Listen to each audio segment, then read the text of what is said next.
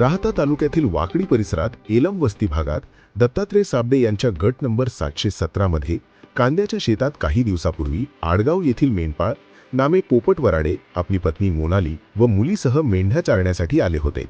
गुरुवारी रात्री 2 वाजता शेतात रात्री झोपले असताना पत्नी मोनाली हिच्यावर बिबट्याने अचानक हल्ला करून तिला जखमी केले आहे।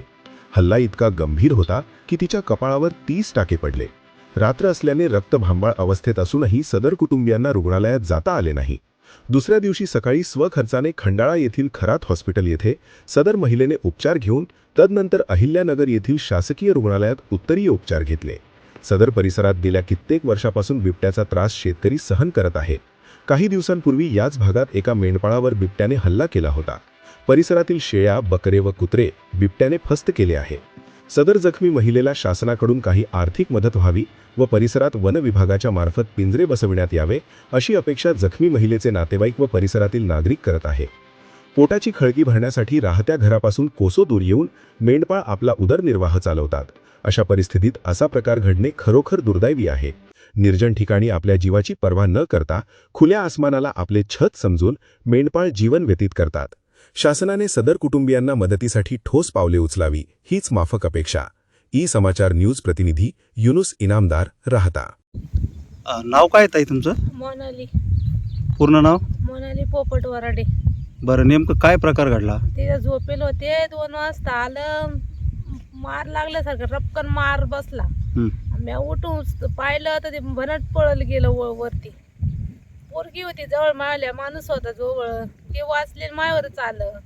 तिला जर झालं असतं का म्हणजे असं तर काय केलं असतं। नंतर काय केलं? कुठं ट्रीटमेंट कुठं घेतली? इथं खंडाळ्याला तिथं टाके घातले, औषधं इंजेक्शन मारले, मग दवाखान्यात आलं, परत खंडाळ्याला गेलो। खंडाळ्याला तिथं पट्टी बदलवली, ती इंजेक्शन दिले आणि मग आले इथं बिरलवर। वन विभागाच्या अधिकाऱ्यांना काही कळवलं का तुम्ही? नाही, आता माहिती नाही ना, कळवलं होतं सुरेशाला। हां, काय नाव तुमचं? माझे नाव बाळासाहेब बने। बरं, काय त्रास आहे तुम्हाला बिबट्याचा परिसरात? यांचा कुत्रे आणि नवीन आता धनगर समाजाच्या लोकांवर हल्ला केलेला आहे आणि हल्ला असा जबरदस्त केलेला आहे का कमीत कमी तिला 30 टाके पडलेले डोक्याला। परिसरात अजून काय त्रास आहे त्या बिबट्या? हे कुत्रे बित्रे पूर्णपणे कुत्र्याचा नायनाट केलेला आहे पूर्ण। आणि पाणी भरायचं म्हणलं तरी आम्हाला रात्री पाणी भरायला थोडी भीतीच वाटते। वन विभागाच्या अधिकाऱ्यांना काही पिंजऱ्यासाठी तुम्ही काही मागणी? 2-3 वर्षापूर्वी लावला होता, त्याच्यात काही ते बिबट्या आलेला नाही। आम्ही त्याच्यात शेळी सोडून पाहिली आणि कुत्री पण सोडून पाहिली, पण त्याच्यात काही बिबट्या आलेला नाही। आता तुमची काय अपेक्षा आहे? आता एक तर पिंजरा लावला पाहिजे इथं, आणि आता त्या गोरगरीब कुटुंबावर जे हल्ला झालेला आहे त्याला काही ते आर्थिक मदत भेटली पाहिजे सरकारकडून। काय प्रकार घडला नेमका?